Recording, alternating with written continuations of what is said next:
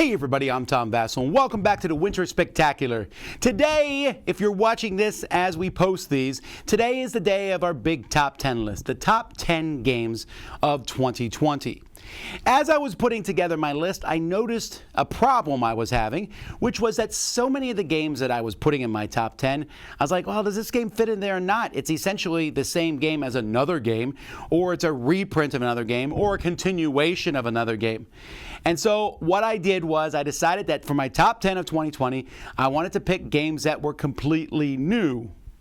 And so this list here, though, I can't not talk about these games, are games that are either a reprint, a reworking, or a continuation of another game. You'll see what I'm talking about as I go through this list. But I'm telling you, if I pick my favorite games of 2020, many of them would be on this list. These are fantastic games, and I'm just separating them out for more, I guess, pedantic reasons than anything else. But I think that this was one of the major themes of 2020, that we're seeing a lot of this happening, and I think it's not going to stop. We're going to see more of this happening in 2021 as time goes by. So here we go.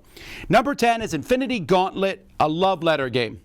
Love Letter has come out with many different versions. The first time it came out, I was like, wow, Love Letter, that's a pretty good game. And then they did this love letter and that love letter and this love letter and that love letter, Batman love letter, and I was like, oh, okay, they're all pretty much the same game. This one's not. Infinity Gauntlet, a love letter game, the love letter part's very small because it's really just, this changed the game up, I thought, in very different ways. It's a one versus all. It could just be one versus one, but one person's playing Thanos, everyone else is playing the good guys against them. It still uses the basic love letter mechanisms, but I thought it did so in a very nice way. I mean, granted, there's still the Marvel theme there, which I like a lot, but this back and forth between everyone, this took Love Letter up a notch, in my opinion. Number 9 is Zombicide, Night of the Living Dead. I've never been a huge Zombicide fan, and there's been all these different versions of Zombicide. In fact, later in 2021, I think we're going to have Zombicide 2 come out.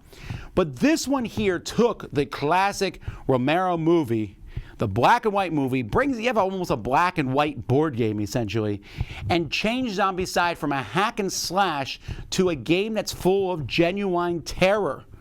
And I really enjoyed it. It felt very different than the other Zombicide games. It felt very thematic and different. And I think for some people, that actually will be a detraction. They want more of the, hey, I got, 2 machetes and going through. And there's a little bit of that in this game, don't get me wrong. But it definitely harks back to that story, that movie that happened. And I thought they did a fantastic job. Easily my favorite of the Zombicide series. Number 8 is Eclipse. Eclipse was a pretty good production when it first came out, although there were some problems. Remember Eclipse? I don't know if you played the original Eclipse, but you have these cubes that kept track of the different things, and if you just bumped them a little bit, these cubes moved every time.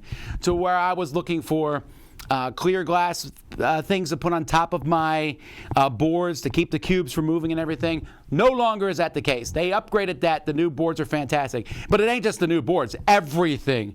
This is a top-tier production. It's more than twice as good as the original game. They didn't change many rules here. It's more of a production overhaul. But this is the kind of game where if you have the original Eclipse and someone brings out the new one, it's almost shameful. You're like, oh, man. Because the new one is that much better. Number 7 is Small World of Warcraft. Now, Small World's a fantastic game, and it's been around for a really long time. Great game from Days of Wonder. I really like that they made this version, though, based on World of Warcraft. I'm actually not a huge World of Warcraft fan at all. That theme doesn't mean a lot to me, but it does mean a lot to a lot of people. And this is a fun new version, which is kind of compatible with Small World, not necessarily. And it's similar to Small World. There's a few things that are the same, but there's a lot of changes and stuff. But it's going to reach a new audience. It has that same great Days of Wonder production.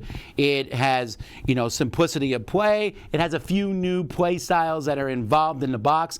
But overall, this is just a new version of Small World that I'm glad exists because hopefully it will bring more people into the hobby. Number 6 is Unicorn Fever. I loved Horse Fever. Horse Fever, a racing game, a little too complex, a little too much going on, and the quality wasn't amazing. Well, Great Note Creations increased the quality here. We now have little plastic unicorns, which look fantastic. Fat unicorns. They streamlined the game almost by 100%. I mean, it still could probably be streamlined more, but they streamlined it a lot. It's a fun party game, and if you just want to cheer for your unicorn as it races down a straight path, almost like a drag race in a sense, and just shooting straight down a path, this is an amazing change over the original one. I liked Horse Fever, but Unicorn Fever really ups the ante and is just a ton of fun. Number 5 is Raiders of Scythia. Like Raiders of the North Sea. Everything that comes out of Garfield games at this point is like, ooh, what did it have? What's new? It's cool. And when this one came out, I was like, oh, is this a reworking Raiders of the North Sea? Yeah, it is. It gets rid of the Take That version. It changes the theme completely. It's no longer Vikings. It's now, well, Raiders of Scythia.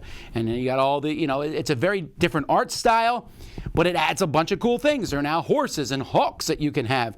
And I think that it is better than Raiders of the North Sea, well, without its expansions. But it's a great base game. It's a nice new way to play this style game. I don't think you need both. But I have to say I really like it a lot. And once again, shows that Garfield Games is just on top of things. Number 4 is Undaunted North Africa. Now, I played Undaunted. I thought it was a pretty neat game. A very tactical World War II game. As it's a mixture of a bit of deck building and also rolling 10-sided dice, shooting at each other. I thought it was good. Then I played Undaunted North Africa. Undaunted has gone up, in my opinion. Undaunted North Africa, though, which brought in vehicles. And you're like, ooh, tanks and stuff. There's like one tank in the game and a few Jeeps and stuff. But wow, this game feels tense. It's interesting. It tells a story. The games are actually not compatible. You can play one or the other. But they're very similar. The only difference really is there's a few minor differences between the two. Well, there's actually one major difference in how units die, but the vehicles. And I think that Undaunted North Africa is the superior game of the two, but playing it also made me want to go back and play the original more. This is almost my game of choice now. If someone says, what is a light war game to jump into World War II with? I used to say Memoir 44. I still would say Memoir 44, but Undaunted is kind of right there next to it for me to recommend to people, and a lot of that's due to Undaunted North Africa. Number 3 is Starcadia Quest. I know, this one's a little bit more controversial because it's a new game. Yes, but it's essentially Arcadia Quest 2.0. Arcadia Quest, a fantasy game, a lot of fun. Go around, with your group of adventurers and go fight each other and kill monsters and get loot. Starcadia Quest, same thing in space, except you only have 2 heroes instead of 3, which I thought would be something bad, but it's not. The game is still really good in that regard. It's still fun to go around. And the way they do monsters, the way missions come out, it's like they took all the little, maybe small problems of Arcadia Quest and fixed them and made them cooler. I also tend to like the space theme better than the fantasy theme. And in case you don't, they have a module where you can mix the two anyway, Arcadia Quest and Starcadia Quest. But this is a fantastic game. Come on. This is the second game here on this list. They do a good job at taking something and kind of improving it incrementally. And Starcadia Quest is definitely an example of that, where I'm like, wow, that is much better than Arcadia Quest. At least for me, it was. Number 2 here is a game that I was dying to see reprinted, and is the third one on this list from Come Games, and that is Project Elite. Now, when Project Elite first came out, I loved it. I still love it. It was last year or this year, it was in my top 10 games of all time, and that's without playing the Come version. This game where you are a space marine and you're sitting there and aliens are pouring in and you're like shooting at these aliens as they come in and you have to stop them. That's a lot of fun. Then Come said, do you like the bad miniatures of the original one? Like, no, I don't. They're really garbagey. They were some of the worst miniatures I've ever seen in a game. Come said, well, here's some better miniatures. And they streamlined the rules just slightly, and they added a bunch of expansions. Well, how can I complain about that? I love Project Elite. Still a fantastic game. And now I have an amazing looking version to play with, which makes me very happy. Number 1, I guess this one is probably not too much of a surprise, but that's Gloomhaven, Jaws of the Lion. Gloomhaven, the number 1 game on Board Game Geek. Gloomhaven was my number 1 game a few times. It's an amazing game. I love playing Gloomhaven. But it's big. it's hard to get to the table because it takes so long to pull out of the box and everything. Gloomhaven Jaws of the Lion was in Target.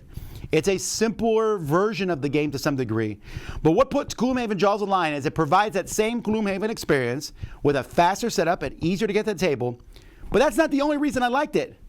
I think the tutorial system and how to jump into Jaws of the Lion is amazing. One of the best ever in any game. It's that good. But the characters in Gloomhaven Jaws of the Lion are fantastic. I want to take them and run them in regular Gloomhaven. They were that much fun. They just took things and said, you want fun characters? Here are fun characters. The fact that you can flip a book over and all the campaign stuff's in the book, that's phenomenally useful, and I love it. It's just fantastic. And it's one of those things where he actually was considering taking the maps of the original Gloomhaven and putting them in a book for the same reason. Just superb. The whole thing is fantastic. I love the idea of this game. I wasn't expecting to enjoy it more than the base game, but I think I do, and which is kind of a weird thing because the base game's bigger and grandiose and has a few things in it that Jaws of the Lion doesn't. But this simple, straight-to-the-point version of the game, I think, just knocks it out of the park. So that's Gloomhaven Jaws of the Lion, my number one for reprints, redone, whatever this list is called. All right. Well, those are the ones that are fantastic and amazing, but did it make my top 10 list? Stay tuned. Soon we'll be talking about our best games of 2020. They're coming your way. Meanwhile, what are your favorite reprints and everything? Mention them in the comments below. Until next time, I'm Tom Vasel, and you're watching the Winter Spectacular on the Dice Tower.